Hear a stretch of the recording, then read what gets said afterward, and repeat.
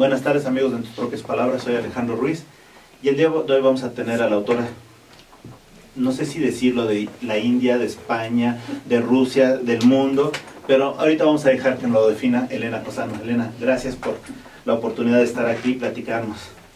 De, en primer lugar, tus andanzas en el mundo, y segundo lugar, del libro que traes de la Teresa la Mujer. Antes de hablar de Teresa la Mujer, vamos a hablar de Elena la Mujer. Platícanos, ¿de dónde es? Bueno, muchas gracias. Gracias por invitarme. Estoy muy contenta de estar aquí hoy en México, ni en la India, ni en España, ni en Moscú. Me preguntabas antes de dónde me siento. Bueno, yo soy española, pero me siento un poquito de todas partes porque soy hija de diplomático, entonces toda mi infancia ha sido en países diferentes y también yo misma soy diplomática. Entonces he tenido muchos puestos fuera. He estado en Kazajstán, que es en Asia Central. Astana es la capital nueva. He estado en Ginebra, en Suiza, en la ONU, un poquito en Nueva York. He estudiado en Estrasburgo, viví 6 años en Viena, en Austria. Entonces al final pues me siento un poquito de todas partes. ¿Sí? Espero poder sentirme mexicana algún día. Y ya pronto lo vas a hacer. Ya sea que, una de dos, o ¿ya estás casada? Sí. Entonces, ya sea que te cases aquí en México o que tengas un mexicanito, etcétera. Si logramos seducir a Rocío Dúrcal, seguramente también a Elena Cosano. Y ahora bien, ¿de dónde sale tu inquietud por escribir? Yo escribo desde muy pequeña, escribo desde los 7 años y realmente no sé por qué. Yo empecé a escribir porque estaba enferma, no podía jugar con los demás y fue un poquito un entretenimiento porque estaba sola y no tenía nada mejor que hacer. Entonces empecé a hacer cuentos y hacía cuentos y cuentos hasta que tuve un gran cuaderno de cuentos y luego con 11 años escribí mi primera novela y siempre fue un poco un juego secreto que no le contaba a nadie. Y siempre me gustó escribir y siempre supe que me dedicaría a eso. Lo que no sabía es que sería una profesión. Yo pensaba que siempre sería una especie de juego secreto. Lo que escribiste, por decirte algo, a los 11 años, ¿cómo lo definirías? ¿Como un esbozo de lo que eres ahora? ¿Como unos pininos muy lejanos a lo que eres ahora? ¿Como un ensayo muy bien logrado, distinto de lo que eres ahora? No, muy bien logrado no. ¿Cómo lo definirías? ¿Cómo era? Bueno, eran cosas de niña. Los niños tienen una visión del mundo muy mágica. Creo que eso sí me sigue acompañando, la magia. Y sí que hay ciertas cosas que se repiten en toda mi obra. Por ejemplo, las mariposas. Yo ya de pequeña escribía sobre mariposas, tengo cuentos sobre mariposas y luego escribí un librito de cuentos que se llama Mariposas. Y eso empecé con 7 años, con las mariposas, y hasta hoy, en toda mi obra, hay pequeñas mariposas que pasan desapercibidas.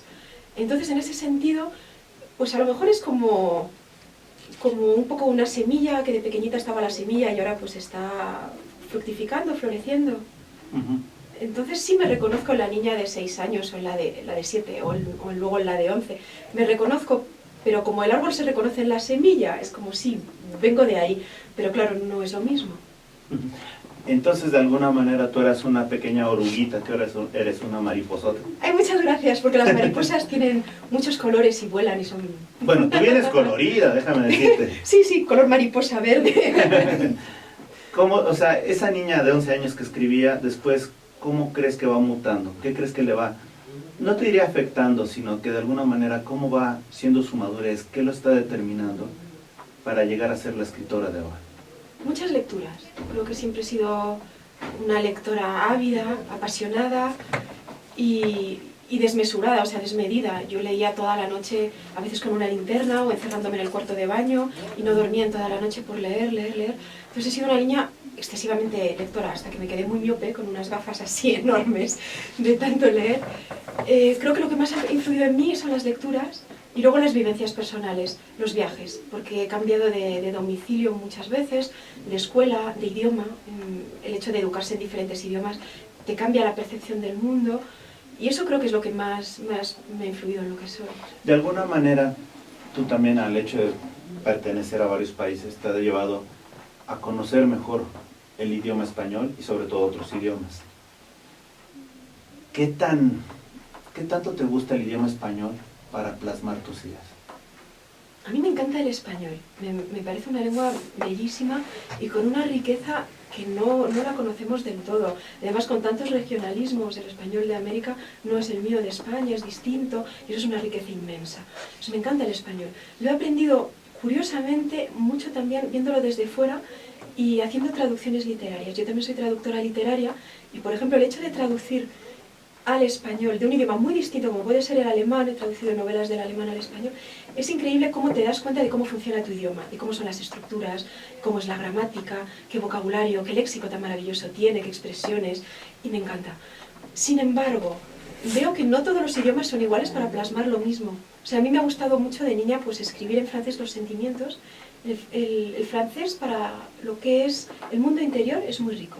El español es más rico, tiene más léxico y más riqueza. Lo que es el mundo exterior. Describir un paisaje es más fácil en español que en francés, pero un poema muy lírico y muy íntimo es más fácil en francés. Luego la filosofía, para mí el alemán fue increíble, porque el alemán tiene una precisión que no tienen los demás idiomas para la filosofía. Y el inglés me parece como el más simple, el más pragmático, etc. Luego, bueno, también el ruso lo hablaba de niña, pero es un idioma que lo amo mucho, pero para mí, porque tiene una connotación afectiva y me gusta mucho la sonoridad del ruso. Pero, por ejemplo, lo que forma parte de tu bagaje lingüista sería, obviamente, el español, después estuviste en Rusia, el ruso, más tarde en Alemania, ¿o sí, qué otros idiomas? El inglés, sí, quizá por lo que es el aspecto de la India. Yo empecé en la India con varios. Allí se habla un poquito el hindi, entonces de niña me dicen que hablaba unas cuantas palabras, pero eso las olvidé enseguida, así que no cuenta. Empecé con el inglés, con el francés, mi niñera de Pondichéry, que es una zona de la India en que se habla francés, y luego pues el español con mis padres. Luego fuimos a Moscú y en Moscú empecé a ir a la escuela, y era la escuela francesa. Entonces el idioma dominante, el de la cultura, el académico, digamos, se convirtió en el francés. Y luego pues seguí también estudios en París, etc. Con lo cual el francés es muy importante en mí. Ahora bien, al final ser diplomático es ser realmente un funcionario del mundo, porque estás en todos lados donde no quieres estar, ¿no? Porque normalmente siempre queremos estar en casa, pero realmente tú desarrollas un trabajo fuera y no tienes temporalidad, o no tienes, mejor dicho, permanencia, porque estás 3 años aquí, 4, 5, dependiendo. Sí. Dentro de todos los lugares que te ha tocado vivir como hija de diplomático y ahora como diplomática, ¿con cuál te has sentido más identificada? Para mí es difícil esta pregunta. Lo que he aprendido precisamente al ser hija de diplomático primero y luego diplomática es que tu hogar lo llevas dentro. O sea, tu hogar es cuando tú estás centrado en ti, y volver a casa es volver a encontrarte contigo mismo, es la meditación, es la contemplación. Y si estás bien contigo mismo, estás bien absolutamente en cualquier lugar y te da un poquito igual, es indiferente. Yo he sido muy feliz en París porque, bueno, son los años de la infancia que siempre se recuerdan con mucho cariño. También fui muy feliz en Moscú por la misma razón, porque, bueno, cuando uno tiene 5 años y juega y tiene amiguitas y juega en la nieve, pues son recuerdos muy bonitos. Pero realmente, no lo sé, también he estado muy bien en Viena. Estuve 6 años en Viena en la universidad y fueron años también muy enriquecedores. No lo sé, no sabría quedarme con un lugar. Creo que me gusta el cambio. Si tuviera que elegir un lugar para quedarme, lo que elegiría sería un sitio de mar, porque me gusta mucho el mar. Me siento muy, muy bien cuando puedo escribir mirando el mar. Pero me da igual un país que otro y creo que me es indiferente un continente que otro. ¿El mar frío o el mar cálido? Creo que me es igual. Me gusta el olor a mar, me gusta la sal. En España tenemos el Mediterráneo, que es un mar muy plácido, muy azul, que da mucha paz. Pero también los mares del norte de Europa, que son mares así más tormentosos, que es el océano, también tienen su belleza, así más romántica, apasionada. También me gusta el mar, simplemente. Ahora bien, llegando, ya hablamos de tu faceta un tanto personal, de lo que ha influido en ti. Te pregunto, ¿qué personas han influido en ti para llegar a ser la autora que eres? Yo creo que libros. Me han influido obras y de diferentes círculos y diferentes culturas, digamos. Por ejemplo, en lengua española a mí me encanta Borges por el lado filosófico, me encanta Gabriel García Márquez por la magia y por su forma de contar. En la literatura francesa para mí es Proust, En busca del tiempo perdido, me parece la gran obra. Luego me ha marcado mucho la filosofía, sobre todo la filosofía alemana, y dentro ya de otros ámbitos culturales, la espiritualidad oriental, muchísimo. Entonces, obras como, por ejemplo, el Bhagavad Gita, que es la gran obra del hinduismo, a mí me encanta. Para mí es la obra que mejor refleja lo que es el mundo. Y dentro de esa concepción del mundo y atendiendo estas formas de ver la vida, ¿para ti qué sería el mundo? ¿Qué sería el mundo? Te voy a responder con una metáfora hindú. Es la danza de Shiva. Entonces tenemos a un dios que se pone a bailar y cuando baila crea mundos. Y esos mundos están pues un tiempo, crecen y luego vuelven a estallar o a implosionar. Y es como un ciclo, el ciclo de la vida y la muerte, pero en el fondo el ciclo es eterno. ¿Qué es el mundo? ¿Es una ilusión? ¿Es sueño? La vida es sueño, Calderón, me encantó esa obra. Es una bellísima ilusión y estamos todos aquí compartiendo ese sueño colectivo. Y dentro de ese sueño colectivo, ¿qué aportas tú, Elena Cosano, al mundo literario que existe? Bueno, no sé si lo aporto, pero puedo decir lo que me gustaría. A ver, ¿qué te gustaría aportar? Lo que aportar? me gustaría aportar. Yo siempre he intentado entender el mundo y por eso desde niña no le encontraba mucho sentido, intentaba buscar explicaciones y por eso mi amor por la filosofía, por intentar comprender el sentido de la vida, es decir, por qué estamos aquí, hacia dónde vamos, qué podemos esperar, que son las grandes preguntas. En la literatura yo he buscado respuestas y también en cierta forma intento proporcionar respuestas. Son mis respuestas, obviamente, y son subjetivas. No tengo la ambición de encontrar la verdad con una V mayúscula, pero sí es una especie de búsqueda personal de lo que es la vida y de lo que es el mundo. ¿Qué querría aportar? Sueños, belleza y, en cierta forma, pues atisbos de verdad. Ok, atisbos de verdad. Y en ese sentido te pregunto, Elena Cosano, ¿cuál sería la verdad que nos das en Teresa la Mujer? Pues Teresa la Mujer precisamente es un libro muy apropiado para hablar de la verdad, porque habla de una mujer que encontró la verdad. Santa Teresa fue una mujer del siglo XVI, española, de Ávila, y ella se entregó a Dios de una manera total y absoluta, y eso fue su verdad. Y este libro habla de una persona que está totalmente convencida de esa verdad, hasta el punto de poder hacer milagros, cosas sobrenaturales, porque eso que dicen en el Evangelio de que la fe mueve montañas, es verdad. Y Santa Teresa, su nombre completo era Teresa de Cepeda y Humada, es una mujer que movió literalmente montañas, porque vivió en un siglo muy oscuro, muy difícil, con la Inquisición. Ella siempre dice que eran tiempos oscuros, y sin embargo tiene una obra inconmensurable, una obra pues como escritora, como poetisa, como mística y luego como reformadora de la Iglesia. Fundó 17 conventos, que es algo enorme teniendo en cuenta las condiciones de la España de la época, que no había transportes, no había carreteras, iban a lomos de mula. Y ella lo consiguió, movió montañas gracias a la verdad que la movía. Ahora bien, tú a los 11 años tuviste, en general, en toda tu vida has tenido la posibilidad de estar cerca de diversas religiones, de diversas formas de practicar a veces la misma religión, o bien las variaciones en torno a un mismo santo, a un mismo Dios, etcétera, que lo has visto de todas maneras. En esa etapa, ¿qué te diré? Que es en esa cosmovisión que tú tienes, ¿cómo interpretas de alguna manera el sentir religioso de las personas? ¿Por qué esa necesidad? Creo que es humano, creo que estamos hechos para buscar sentido y lo único que de verdad da un sentido satisfactorio es la trascendencia, es una idea religiosa, algo que vaya más allá de la materia. Sin ello nos encontramos perdidos en un mundo de objetos, de materia muy efímero.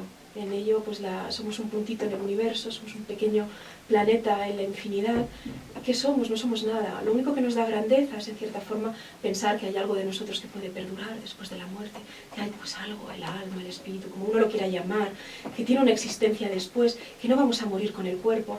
Eso es una esperanza que han tenido los hombres, pues yo creo desde que estaban en las cavernas aprendiendo a hacer fuego, porque es lógico que un ser vivo quiera perdurar. Y es que me parece muy interesante porque fíjate, llegar a hablar de Santa Teresa me parece muy interesante desde el punto de vista religioso, pero sobre todo desde el punto de vista humano, desde el punto de vista mujer, una mujer que trasciende. Tú has tenido la oportunidad de ver diversas formas, te comento, de que la religión se transmite, se practica y sobre todo se vive.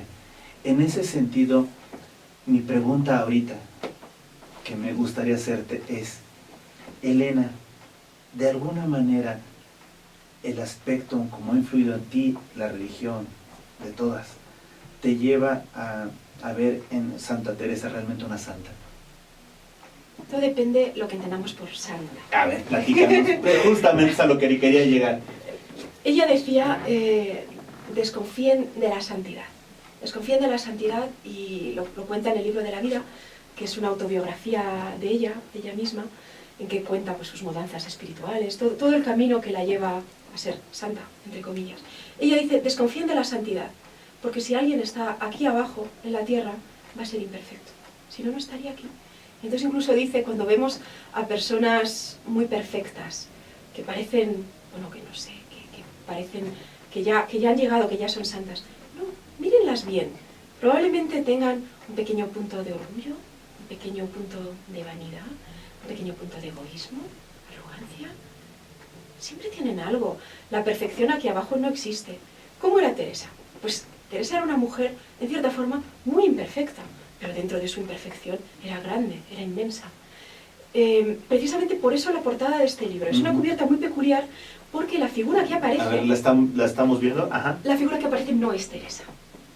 Es María Magdalena, que es una santa, pero que sin embargo cuentan, según dicen, que era prostituta, digamos que era profundamente imperfecta, si lo vemos así, como mujer, una mujer muy imperfecta. Y sin embargo, a través del amor, ella se redime y logra ser santa. Yo creo que Teresa, ella siempre imploraba, se ponía bajo la protección de María Magdalena, precisamente porque la veía mujer, imperfecta y santa, gracias al amor. ¿Cómo era Teresa? Pues una mujer llena de voluntad, llena de ganas de hacer cosas, llena de amor, de vitalidad, de alegría, traviesa, muy transgresora, muy rebelde, una revolucionaria en su época. Yo creo que según los cánones de la época, no solo no era santa, bueno, la persiguió la Inquisición, podía haber sido quemada en la hoguera como bruja, la consideraban muy imperfecta. Según lo que tenía que ser una mujer en su época, que querían que fueran calladas, sumisas, que sirvieran a los varones, que no hablaran en público, ignorantes, porque la sabiduría se consideraba un peligro, era la manzana prohibida, el fruto del árbol del bien y del mal que Dios les prohibió a Adán y Eva. Entonces las mujeres no tenían que acercarse a los libros, tenían que coser, bordar, callar, ser sirvientas. Y ella era rebelde, ella hablaba, enseñaba, escribía, firmaba sus obras con una gran arrogancia. Eso era profundamente imperfecto. Mucha gente, muchos contemporáneos de ella que la odiaron, dirían que no era santa, que era una mujer demasiado orgullosa, que eso no está bien para una mujer.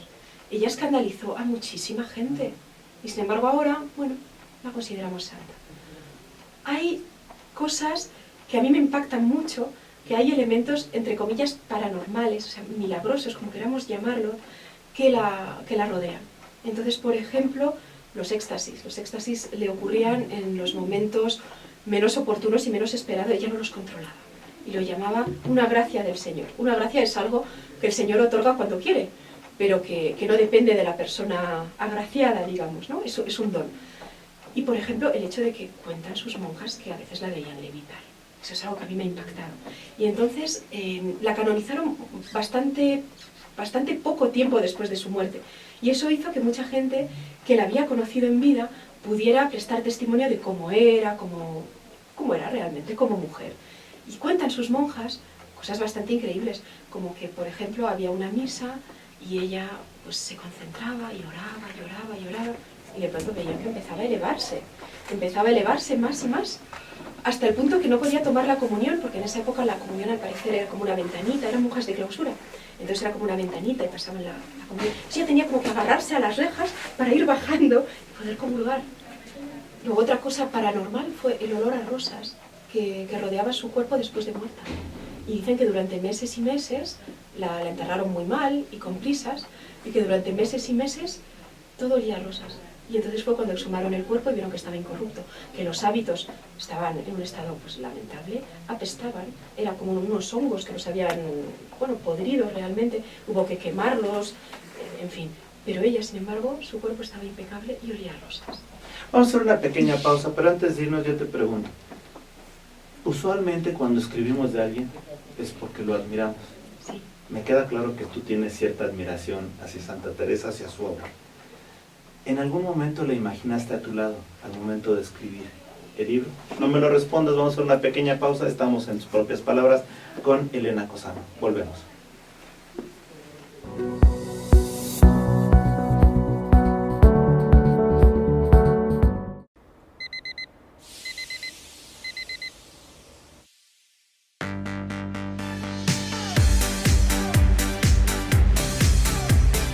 Cuando la vida te pone a sudar, hidrata la vida. Electrolit, científicamente hidratante.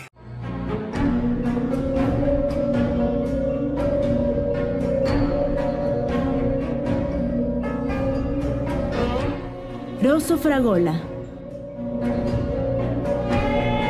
Arte en fresa que seduce tus sentidos.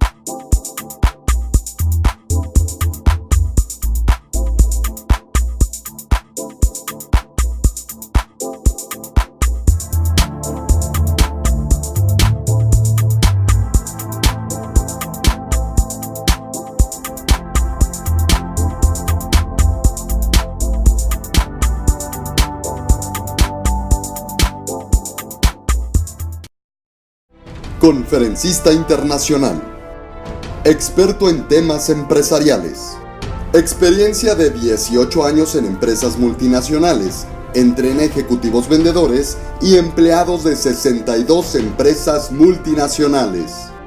Conductor del programa Líderes en Acción en Astele.tv.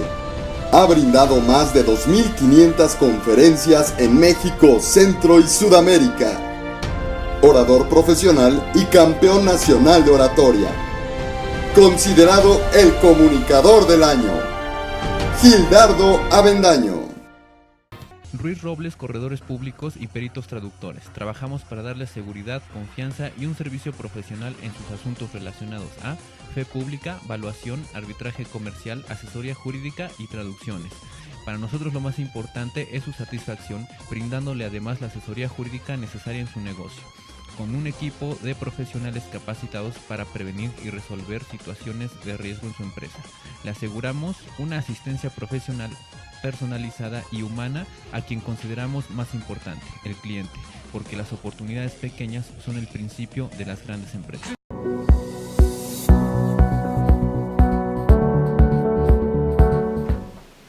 Regresamos, amigos, de tus propias palabras. Estamos platicando muy alegremente con Elena Cosano, autora del libro Teresa la Mujer. Antes de irnos al corte, te preguntaba, Elena, usualmente cuando hablas de alguien es porque lo admiras. En tu caso has escrito de ella y se nota tu admiración. ¿En algún momento sentiste que al momento de estar escribiendo ella estaba a tu lado, te trataba de dar tips? O, digo, son de esas cosas místicas, mágicas, como los llamas en tu novela, que suceden. ¿Lo sentiste? Sí, realmente sí, pero claro, uno no sabe qué es deseo y qué es realidad, pero yo pensaba mucho en ella y quería ser fiel. Esto es un libro en primera persona, es decir, que para escribirlo yo fingía ser ella. Tenía que leer y releer su obra hasta intentar ver el mundo a través de sus ojos. Y yo quería ser fiel, entonces yo me concentraba para serle fiel, para intentar capturar ese espíritu y ese tono y esa voz que no pudo expresarse con total libertad en su época. Entonces yo me concentraba para que fuera verdadero, para que fuera de verdad ella. Claro, me concentré mucho, tanto que imagino que me sugestioné y yo la sentía así. Hay gente que te vio levitar. No, no es cierto. No hay testigos. A lo mejor después del programa se me concentro mucho. Sospecho que sí. Pero eso es algo agradable porque de alguna manera esa forma de entrar a la vida de otra persona, incluso apropiártela, en tu beneficio de escribir un libro, se da. Y muchas veces ese pensamiento mágico, ese misticismo que damos a las novelas o a lo que hacemos, realmente es magia. Viviste la magia. Es magia. Yo quería servirla a ella. Yo quería, porque la admiro tremendamente, rescatar a una mujer que, aunque tuvo una inmensa libertad interior, pero que no pudo ser nunca plenamente libre en su época por los condicionamientos de la época. Y ahora que en el siglo XXI se pueden decir más cosas, quería darle voz y que ella pudiera expresar lo que no había podido expresar nunca. Realmente lo vi como un acto de servicio hacia ella. Ahora bien, qué bueno que dijiste eso.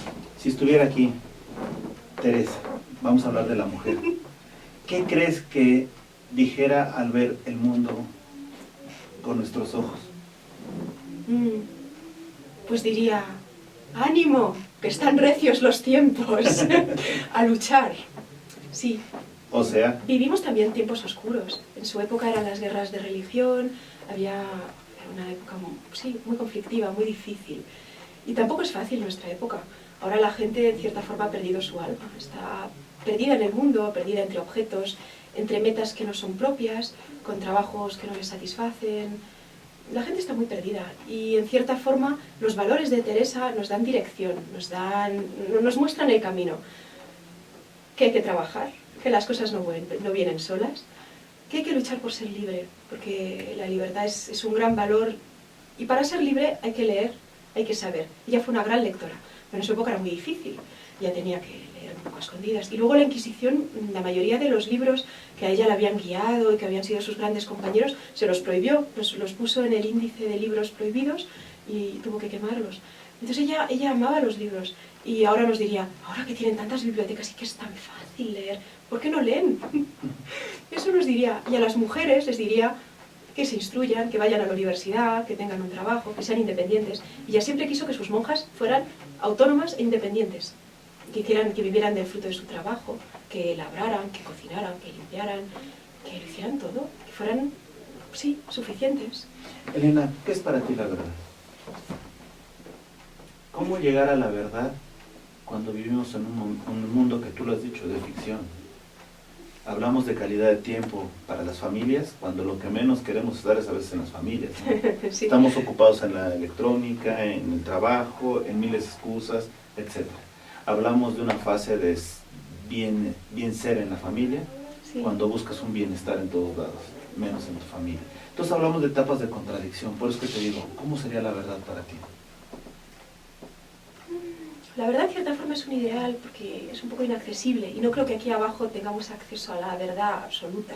Solo tenemos vislumbres de la verdad, fragmentos, pequeñas verdades. Cada uno puede tener su pequeña verdad y decir cosas que son ciertas, pero a lo mejor son relativas, no son absolutamente ciertas. Yo diría que la verdad la tenemos dentro y que para encontrarlo hay que meditar, hay que tener mucho silencio interior. Santa Teresa lo encontraba a través de la oración. Y cuando encontramos ese silencio, sí nos conectamos con algo que es muy fuerte, muy verdadero, y que es eterno, y que es verdad. Y hay que llegar a eso. Y se llega a través de un camino interior. Santa Teresa lo describe muy bien, eso es todo el camino místico. Su gran obra, que está ahí en la portada, vemos un castillo, su gran obra se llama Las moradas del castillo interior. Y son las moradas del alma. Para ella el alma es como un castillo bastante laberíntico. Dicen que es un castillo todo de diamante y de muy claro cristal. Y ese castillo tiene diferentes moradas. Entonces, el alma, cuando está fuera en el mundo, es como que no ha entrado al castillo. Entonces está entre los objetos y ella habla de los alrededores del castillo que son muy feos. Están llenos de peligros y de alimañas. Pues ese es el mundo material. Está lleno de peligros, de trampas. Y es un peligro perderse ahí, porque si nos perdemos en ese mundo exterior, nunca llegaremos al castillo interior, es donde el alma tiene que entrar. Entonces, cuando ya por fin, a través de la meditación, del silencio, de la oración, llegamos, abrimos la puerta de ese castillo, la llave es la oración, entramos a la primera morada.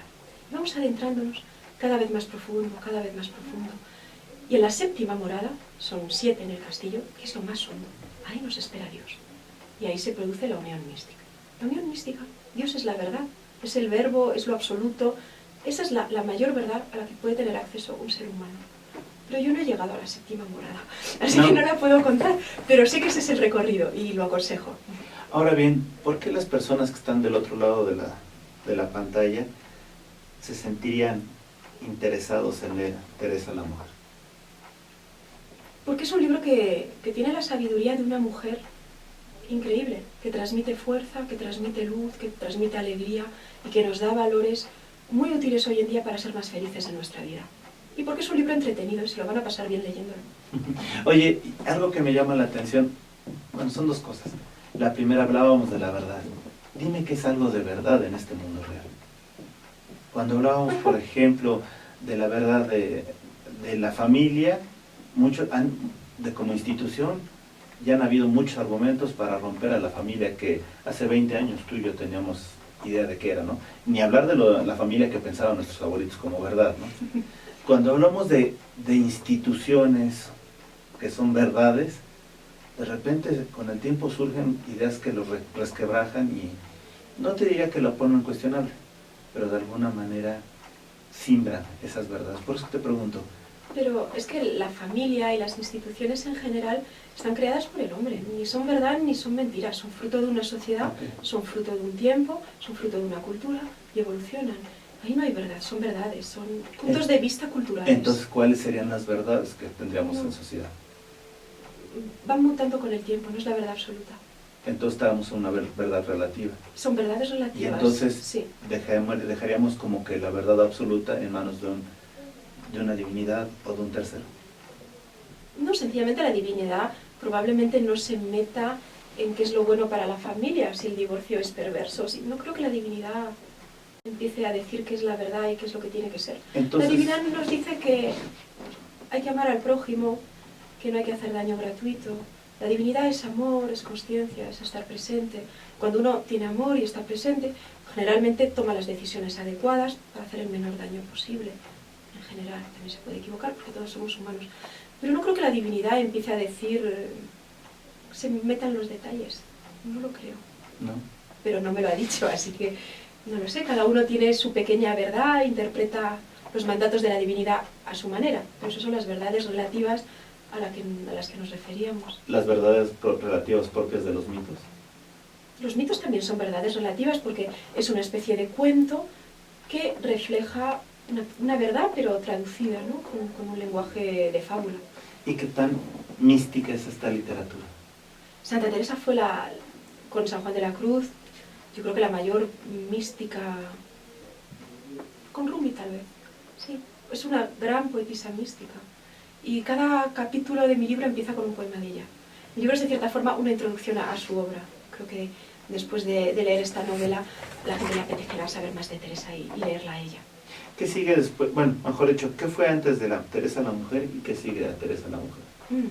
Antes fue un libro muy distinto que se llamaba El viento de Viena, que son las aventuras de una joven médico española que decide estudiar psiquiatría en la ciudad de los locos, que resulta ser Viena, porque tiene un viento muy peculiar. Es la ciudad donde nació Freud, donde la gente parece que se desquicia. El viento se llama Föhn y está incluso recogido en el Código Penal como atenuante en caso de homicidio, porque realmente trastorna a las personas. Entonces es un libro ese sobre la locura, pero en cierta forma también sobre el alma y también sobre la búsqueda de la felicidad y el sentido de la vida. Esta mujer, se llama Eleonor, que es una médico española que estudia psiquiatría, se ve confrontada a la locura de los demás y a su propia locura. ¿Y tiene algún rasgo de Elena Cosano? Los viajes, tal vez. Ajá, la locura no. Bueno, no sé si todos estamos un poquito locos. Claro, ¿no? Yo creo que alguna vez decía un entrenador de fútbol que cuando hay un loco en la cancha se puede ver algo bonito, ¿no? Pero cuando hay dos locos en la cancha se ve fútbol, ¿no? Entonces, muy bueno. puede ser eso. Ahora bien, Elena, ya has escrito, ¿qué sigue después de Teresa la Mujer? Probablemente estoy dudando entre San Juan de la Cruz, que es su gran místico contemporáneo, o Sor Juana Inés de la Cruz también, porque también es una poetisa, monja, mística y contemporánea, son todos del siglo XVI, a ambos lados del Atlántico. He estado últimamente leyendo mucho sobre San Juan y probablemente me decante por él, pero no está al 100% decidida. ¿No? Todavía estoy en la fase de promoción, acaba de salir el libro y estamos de gira de entrevista en entrevista. No, pero me ha dado tiempo. eso es muy agradable porque así no te damos tiempo de que nada de pensamientos místicos, sino que veas realidades y lo que sigue, claro que sí. Ahora bien, dentro de lo que has hecho tú como diplomática, ¿en algún momento has recurrido a Teresa para fortalecer tu papel? Siempre es una figura de referencia. en el sentido de que ya la he leído tanto y releído tanto que en situaciones de la vida me pregunto, ¿qué diría Teresa?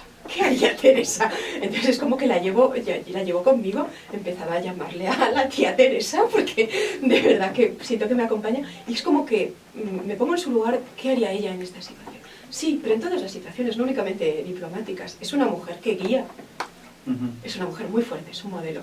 Ahora bien, imagínate que Teresa está a un lado de nosotros y está viendo a Elena Cosano. ¿Qué crees que le diría? ¿Le reprocharía?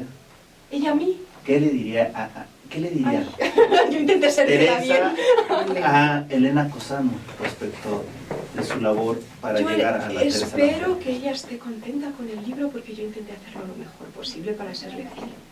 ¿Y por qué? ¿Por qué crees que no estaría contenta? Yo espero que sí. No, pero suponiendo, esto es misticismo, es magia. ¿Por qué crees que no? No lo sé, pero si hubiera habido algo que la pudiera descontentar, yo lo habría corregido de inmediato. De verdad que yo hice la obra que procuré más en el espíritu de Teresa, porque yo no querría para nada traicionar su memoria de ninguna manera. Ahora bien, para la gente que nos está viendo, ya estamos a unos minutos de irnos, yo te pregunto, ¿cómo podrías definir a Teresa, la mujer, en pro del pensamiento de la mujer actual? Pues es una mujer que podría ser absolutamente una mujer moderna, actual, del siglo XXI, ejecutiva, pero con la misma mentalidad que tienen muchas mujeres ahora, pero trasladada al siglo XVI, con todas las circunstancias y condicionantes que tenía el siglo XVI. Es una mujer muy activa y muy fuerte, que tiene las ideas muy claras, capaz de mandar, capaz de impartir órdenes, de disciplinar a los demás. Es una gran jefa, ella fue priora de conventos, ella hizo de todo. Ella en realidad al fundar también fue recolectora de fondos, tuvo que diseñar los planos, tuvo que administrar el dinero, ser contable, tuvo que hacer absolutamente todo. Trabajos, muchos de ellos masculinos, es decir, es una mujer absolutamente moderna que va más allá finalmente de la distinción de género hombre-mujer. Ella es un alma que se encarnó en un cuerpo de mujer, pero que se podía haber encarnado en un cuerpo de hombre para hacer la labor que ella consideraba que tenía encomendada. ¿Qué pensaría Teresa del machismo? Bueno, ella lo sufrió tremendamente, lo sufrió y se queja mucho de él. Dice cosas muy irónicas, como las mujeres hablamos mucho, a veces también acertamos. Ok, ¿qué diría? ¿Tú crees que Teresa se viera seducida por el romanticismo de un posible mariachi? Sin duda, ella era muy vital y muy alegre. Y ella cantaba y hacía cantar a sus monjas. Y se inventó coplas y las cantaba así. Claro que sí. Y de alguna manera, ¿qué crees que le diría Teresa a Elena para tratar de que siguiera escribiendo en pro de la mujer? Le diría, ánimo hija mía, que esta vida es muy dura, pero tú lucha, que a mí al final no me quemaron y mira que ahora estáis hablando de mí. Excelente. Y bueno, finalmente, Elena, la verdad, para mí es un gusto platicar con alguien que en pocas palabras puede llegar a mucho más ideas de las que te imaginas. Gracias. Muchísimas gracias. Y yo solo te haría una pequeña pregunta. Elena Cosano, en tus propias palabras, ¿quién eres? Soy alguien que busca y me gustaría escribir buenos libros. Bueno, ahora me voy a tantito salir del libreto y voy a hablar con una persona que es tuyo interior, que se llama Teresa, y le preguntaría lo mismo. Teresa, en tus propias palabras, ¿quién sería Elena Cosano? Espero que le guste lo que escribo. Perfecto, amigos, en tus propias palabras, la verdad, interesante platicar con Elena Cosano. Gracias por traernos aquí el libro de Teresa la Mujer. Felicidades, ya mañana regresas a España. Sí. Y pues bueno, nos habremos quedado aquí con un momento muy agradable. Muchas gracias por invitarme, porque de verdad he sido muy feliz en México y si me quedara unos días más ya me sentiría mexicana. No, ya eres mexicana. Ya eres mexicana, Teresa también. Nada más que a Teresa no la vamos a invitar por mística. A lo mejor está por ahí. Por eso es que no la quiero invitar, por eso yo quiero dormir tranquilo hoy. Sí. Esperemos que lo pueda lograr. Elena, muchísimas gracias a ustedes que nos han seguido. Esto ha sido En tus propias palabras con Elena Cosano. Hasta la próxima, amigos.